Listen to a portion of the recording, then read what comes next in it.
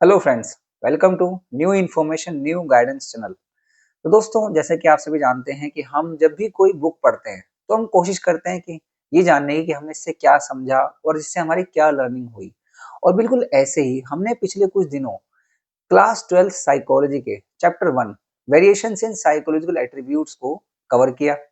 अब हम कोशिश करेंगे उस चैप्टर से कुछ क्वेश्चंस लेकर के एमसीक्यू के फॉर्म में ये जानने की कि ताकि हमारी अगर अंडरस्टैंडिंग में कोई गैप्स रह गए हो तो हम उन्हें फुलफिल कर पाए। तो चलिए हम शुरू करते हैं एमसीक्यू से। अगर हम पहला क्वेश्चन देखें तो पहला क्वेश्चन यहाँ पर ये है कि इंटेलिजेंस कोशेंट और IQ refers to option A CA upon MA into 100, option B CA into MA upon 100, option C M A upon C A into 100, option D M A into C A into 100। तो दोस्तों, अगर हम IQ की बात करते हैं तो IQ का जो कंसेप्ट है उसकी बात करते समय हम विलियम स्टर्न की बात करते हैं। विलियम स्टर्न जिन्होंने 1912 में आईक्यू के कंसेप्ट की बात की थी। और जब वो बात करते हैं तो कहते हैं कि भाई हमारी एक मेंटल एज हम कैलकुलेट करते हैं किसी भी साइकोलॉजिकल टूल से, और फिर उसे अपनी बायोलॉजिकल एज यानी क्रोनोलॉजिकल एज से डिवाइड करते हैं और उसके बाद उसे 100 से मल्टीप्लाई करते हैं, ताकि अगर उसके अंदर कोई भी डेसिमल फ्रैक्शन कोई आता है तो उसको ज्यादा से ज्यादा रिमूव किया जा सके। तो इस क्वेश्चन का सही आंसर है option C M A upon C A into 100।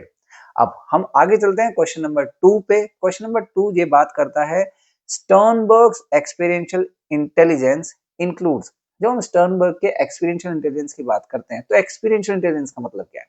मतलब जो हमारे एक्सपीरियंस से आई है, मतलब कि हमारे पास्ट की जो लर्निंग आई है उसका इस्तेमाल करके हम आगे आने वाली समस्याओं को जब सॉल्व करते हैं वहां पे एक्सपीरियंशियल इंटेलिजेंस को हम अप्लाई करते हैं। तो इस क्वेश्चन में option A the ability to learn from past events ये इसका सही आंसर होगा। अब हम चलते हैं क्वेश्चन नंबर 3 की तरफ। क्वेश्चन नंबर 3 भी हमारा इसी थियरी से रिलेटेड है। तो क्वेश्चन नंबर 3 है the notion of contextual intelligence implies that intelligence is a product of dash. इस क्वेश्चन को समझना है। ये क्वेश्चन ये कह रहा है देख, जो कंटेक्चुअल इंटेलिजेंस है वो क्या कहती है कि भाई हमारी इंटेलिजेंस जो है वो कहाँ से आती है। कंटेक्स्ट, जब हम किसी कंटेक्स्ट की बात करते हैं मतलब हम किसी एनवायरनमेंट की बात कर रहे हैं, और कोई एनवायरनमेंट इससे डायरेक्टली रिलेट करता है कि वहाँ का कल्चर क्या है, वहाँ के लोगों का कल्चर क्या है, वहाँ का काम करने का तरीका क्या है, और लोग किस तरीके से अपने लाइफ को सेटल डाउन कर रहे हैं या फिर सर्वाइव कर रहे हैं।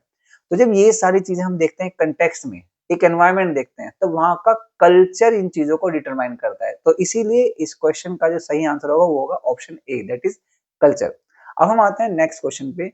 Question number 4 dash proposed the hierarchical model of intelligence.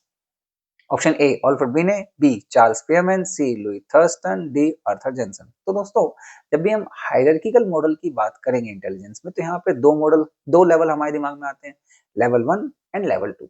Level 1 मतलब एसोसिएटिव लर्निंग, मतलब जैसा हमें इनपुट मिला है वैसे हम आउटपुट कर रहे हैं। मतलब कि अगर किसी ने ए फॉर एप्पल बोला है तो हम भी ए फॉर एप्पल ही बोलेंगे।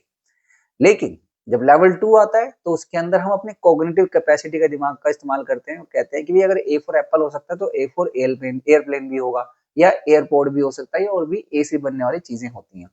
तो लेवल 1 और लेवल 2 इंटेलिजेंस हमारा हायरार्किकल इंटेलिजेंस का पार्ट है, जिसे कि ऑर्थर जेनसन ने दिया था। और इस क्वेश्चन में इसका आंसर क्या होगा? Option D. अब हम नेक्स्ट पे चलते हैं। नेक्स्ट क्वेश्चन हमारा कहता है, ये क्वेश्चन थोड़ा सा ध्यान से हमें समझना है। Shruti is able to recall information accurately.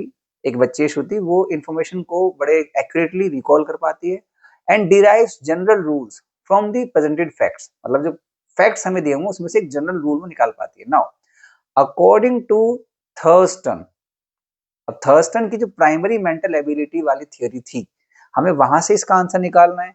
ठीक है, तो यहाँ पर हमें देखना है कि भी ऑप्शंस क्या है। ऑप्शन है memory and special relations, B memory special relations and verbal comprehension, C inductive reasoning and memory, D inductive reasoning and special relations। देखिए, जब हम इंफॉर्मेशन को रिकॉल करने की बात करते हैं तो ऑब्वियस सी बात है हम मेमोरी की बात करते हैं, और जब हम जनरल रूल सेट करते हैं किसी चीज के तो हम अपनी रीजनिंग का इस्तेमाल करते हैं। तो यहाँ पे इस पर्टिकुलर क्वेश्चन में जो आंसर होगा हमारा वो होगा ऑप्शन सी।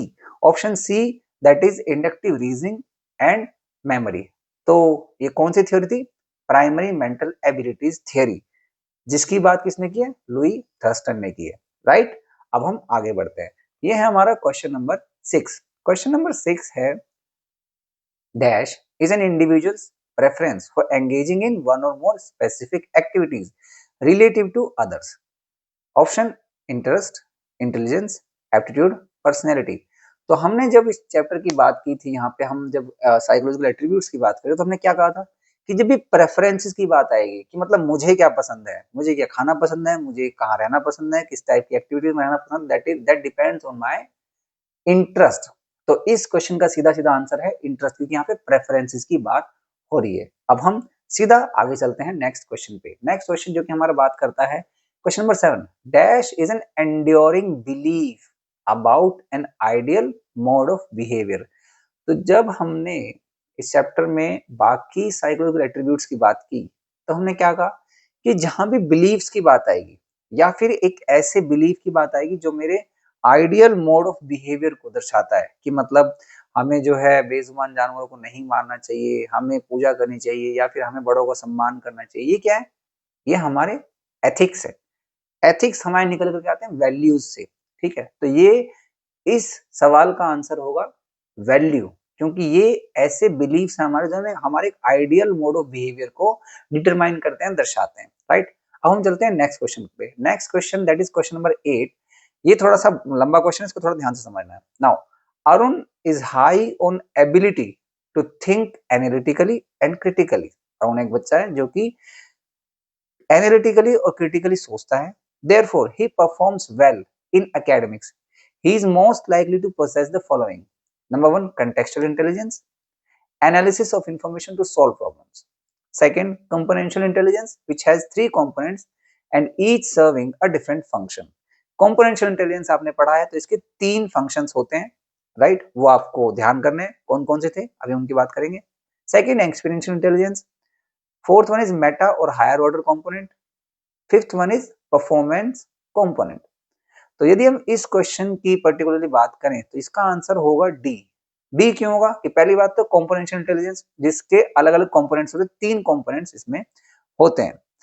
3 में से 2 कंपोनेंट्स ऑप्शन में दिए हुए हैं, मेटा और हायर ऑर्डर कंपोनेंट, जिसके अंदर हम ये देखते हैं कि भाई हमें क्या करना है और कैसे करना है और फिर उसमें परफॉर्म भी करना है। तो पहली बात तो ये कि जब भी हमारी एक ऐसी एबिलिटी है जहां पे हम एनालाइज कर पाते हैं, क्रिटिकली सोच पाते हैं और फिर परफॉर्मेंस कैसे करनी है इस बारे में सोचते हैं, तो यहाँ पे हमारी कॉम्पोनेंशियल इंटेलिजेंस आती है और कॉम्पोनेंशियल इंटेलिजेंस आएगी तो उसके बाकी के जो पॉइंट्स हैं, चाहे वो 2 हो चाहे वो 3 हो, हम उन्हें भी यहाँ पर अपना आंसर मार्क करेंगे। So the answer would be option D.